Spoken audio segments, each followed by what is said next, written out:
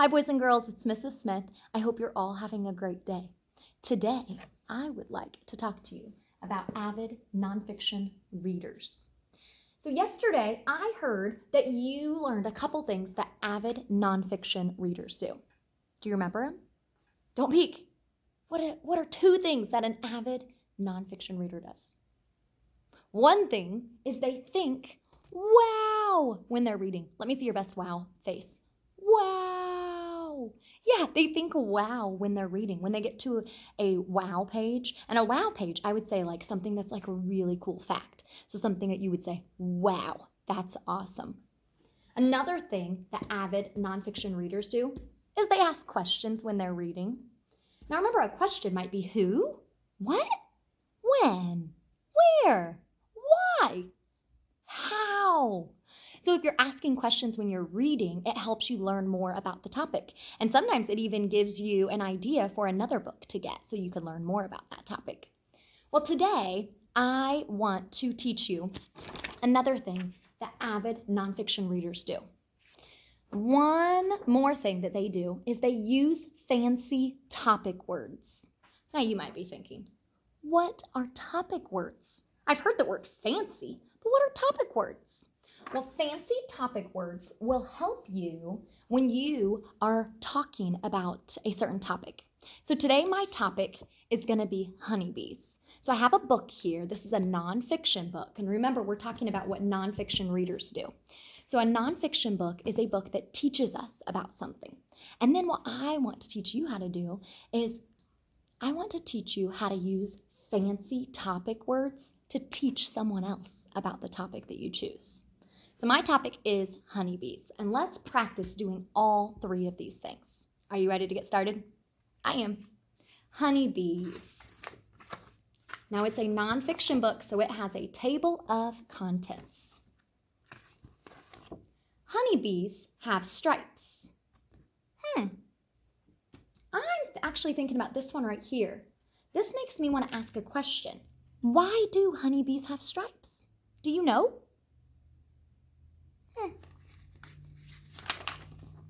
Honeybees have two antennas. Oh, I see a label here. I know labels. You can find those in nonfiction books. Antennas, and there's 1, 2.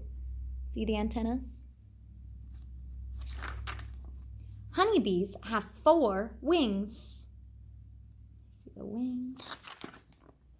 Honeybees have 5 eyes. Small eyes, there are 1, 2, 3 small eyes, and large eyes, 4, 5. Honeybees have 5 eyes. Do you know what this makes me want to do? As an avid nonfiction reader, I'm thinking, wow, honeybees have 5 eyes. I didn't know that. That's a cool fact. Honeybees live in hives.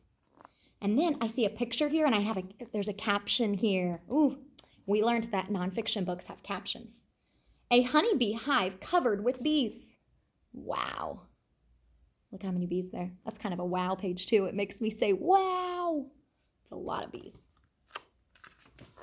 Honeybees collect pollen and nectar from flowers. See that bee collecting the pollen and the nectar? It's a close-up.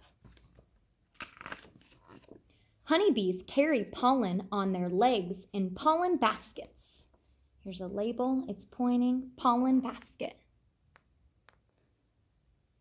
Okay, I'm going to stop here. Now, we've been thinking wow on a couple different pages. I've even asked a couple questions. But now I want to practice doing this last one, using fancy topic words. So if I wanted to teach someone about honeybees, like maybe I was going to teach Evie all about honeybees, I wouldn't want her to come over and say like, Evie, come here, sit down. I want to teach you about honeybees. Honeybees, they have these 2 little like stick thingies, and they like stick out of their heads, I think. I wouldn't want to say something like that. That doesn't make me sound like an expert. And when I'm teaching someone, I want to talk like an expert. So one thing that would help me talk like an expert is by using fancy topic words. So can anyone think, what are those like things that stick out of honeybees, their heads? There are 2 of them. Does anyone remember? Say it a little louder. Did you say antennas? Yeah, so one fancy word that I could use when I am teaching about honeybees is the word antennas. I could say honeybees have 2 antennas and they're on top of their head. That makes me sound more like an expert than saying those things, right? Yeah. So another fancy topic word that I think I would use when I was teaching about honeybees is I would want to use this word instead of saying like they live in this house thing, it looks different and like a bunch of them live there. Does anyone know what word I'm thinking? What fancy word do they call their house? Yeah, hive. I would want to say honeybees live in hives. Doesn't that make me sound more like an expert? Yeah, I think so.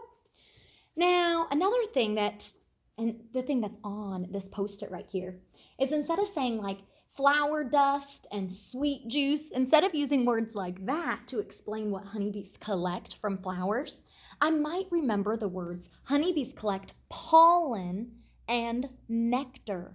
Pollen and nectar are fancy topic words. Are you starting to get it? Yeah, so what I want you to do today, what your job today, when you are reading, you might be reading on Raz Kids, you might be reading on Epic, maybe you're just getting books out of your bookcase. I'd like you to find a nonfiction book. So a book that is a real book that's going to teach you something. It's not fake, nonfiction. And yours might be honeybees like mine, or maybe yours is about koalas or sloths. Maybe yours is about soccer. It could be about anything. It just has to be a nonfiction book. And I want you to read it and focus on thinking, wow, asking questions. And I also want you to think about what fancy topic words you could use. And then I want you to grab little brother, little sister, maybe older brother, older sister, mom, dad. Maybe you could even call up grandma or grandpa. And I want you to practice teaching them about whatever topic you chose. Like I chose honeybees. And when you're teaching them, I want you to focus on using fancy topic words. Do you think you can do that? I know you can. Good luck.